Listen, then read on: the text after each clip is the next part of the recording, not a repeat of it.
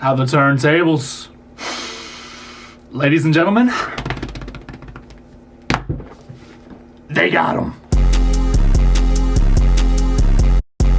What is good? It's your boy McCoy back at it again. We got some crazy news today. If you are an Aston Martin fan, or more importantly, a Fernando Alonso fan, then when you woke up, if you were, actually you probably were awake if you were new, but if you woke up, when I woke up, to open your socials, and all of a sudden, you see that beautiful watermark for Formula One, Aston Martin signs, Adrian Newey, the GOAT. Yes, I'm out of breath because I'm just very excited. I'm 6'3". I was able to hit my head on the ceiling, and they're not short ceilings. That's how excited I am. I mean, it's no secret that this was going to happen. I mean, this has been the talks of the paddock since maybe May. Probably since it happened. Probably since he announced it. It was pretty obvious that this is where it was going to go to. I can hear it now. I can hear it all the way across the Atlantic Ocean. The cries of all the Tifosi and the LH44 clan. It just didn't work in your favor. It just didn't work in your favor. You have to realize that not everybody rides them like you do. So what does this mean for Formula One? What does this mean for Aston Martin? What does this mean for the paddock in general, right? This opens up a whole for the 2026 regulations. Obviously, with the partnership with Honda that Adrian Newey has been a part of within the last maybe 4 or 5 years, it was quite obvious that this was a no-brainer for him. I mean, it would have been the easiest transition. Had he gone to Ferrari, it would have been a whole new atmosphere. We all know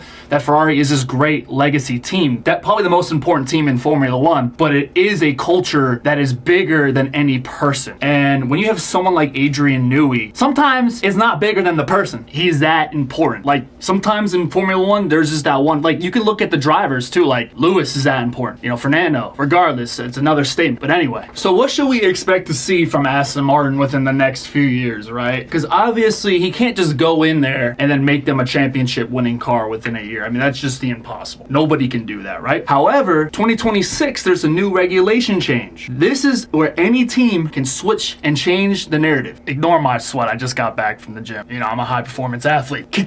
I gotta stand up for this just because I'm happy for Aston Martin. I obviously don't like Lance Stroll, but who does? We just have to, he's that one cousin that nobody likes, but you gotta invite him over for the Christmas party every year. He's just there because he's there by default. But for me, what gets me really excited, and I'm sure most of you excited, is the fact that now Fernando Alonso might actually have a championship winning car in the future to come. God damn, bro, in this lad, I got such a ginger beard, bro. I gotta shave this shit. Anyways.